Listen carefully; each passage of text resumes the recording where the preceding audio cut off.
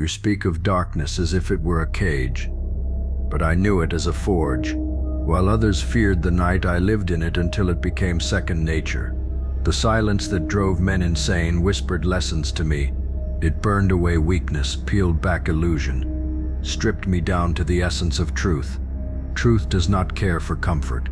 Truth does not bend for applause. Truth is merciless, and I became fluent in it. You call it struggle, but I call it discipline. I did not crumble when the world tore me down. I crystallized, piece by piece. The pressure carved me into something unshakable. I did not rise for recognition. I did not rise for belonging. I rose because the fire inside refused to die, even when everything else was gone.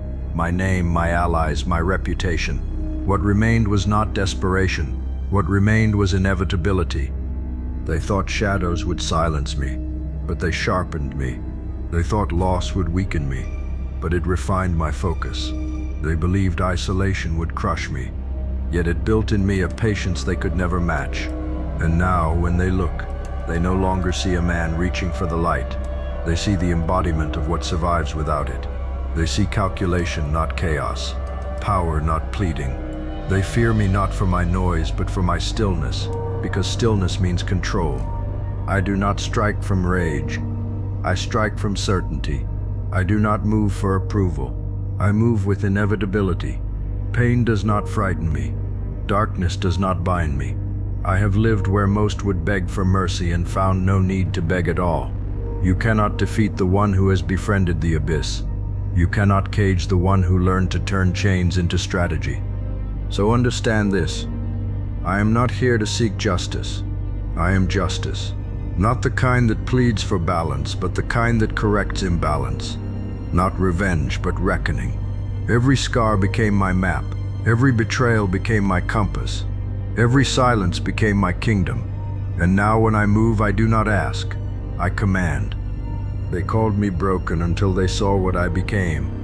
They called me forgotten until they realized I never left. I was simply rebuilding in silence.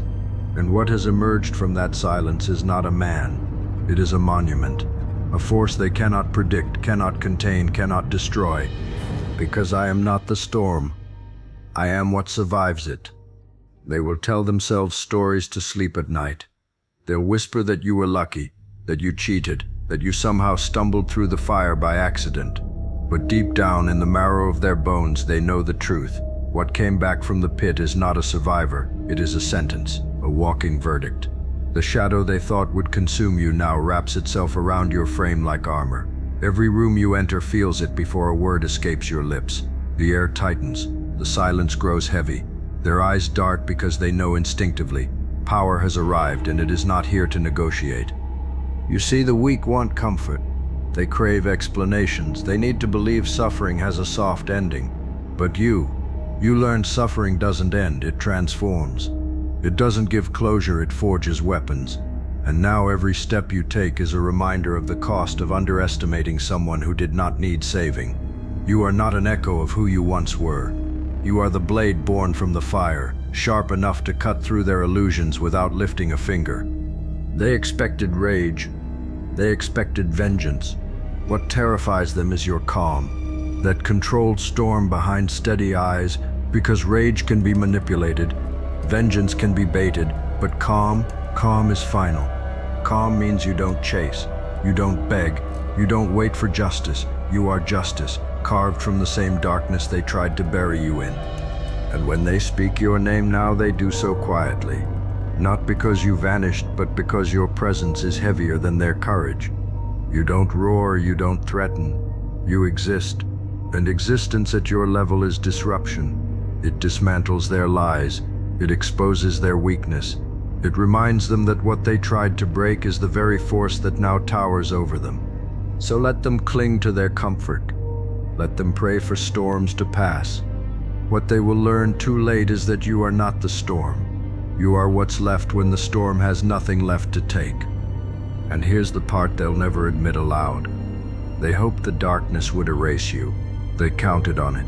They sat back smug, certain that the silence would swallow you whole. But silence did not swallow you.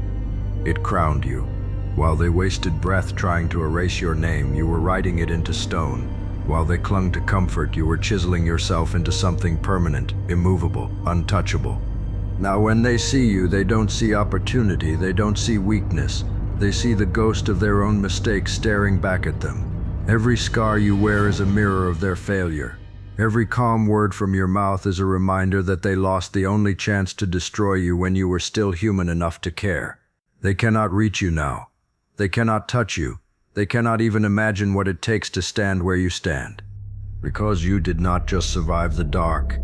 You became its keeper. You mastered the silence. You forged discipline into your bones. And the man who once bled in the shadows now walks with a steadiness that feels like judgment. Not rushed, not loud, just inevitable. And inevitability is the one thing even the strongest fear. So let them whisper. Let them shrink. Let them pray that the presence they sense from you will fade with time. It won't, because you don't fade, you don't bend, you don't compromise, you endure, and endurance outlasts everything. Fear, lies, betrayal, hate. In the end, endurance is all that's left standing. And when the dust clears, when the illusions burn away, when the cowards have fled, they will find you. Not broken, not vengeful, but sovereign. Not a man. A monument, not a storm. The silence after it. The reckoning they built with their own hands. Now when you arrive, there is no announcement, no warning. The air simply shifts and they know. They know the one they left for dead is the one who learned to rise without permission. They know the shadow they feared has taken form, and it doesn't bargain, it doesn't plead, it doesn't wait, it delivers. So understand this. There is no redemption arc for them in your story.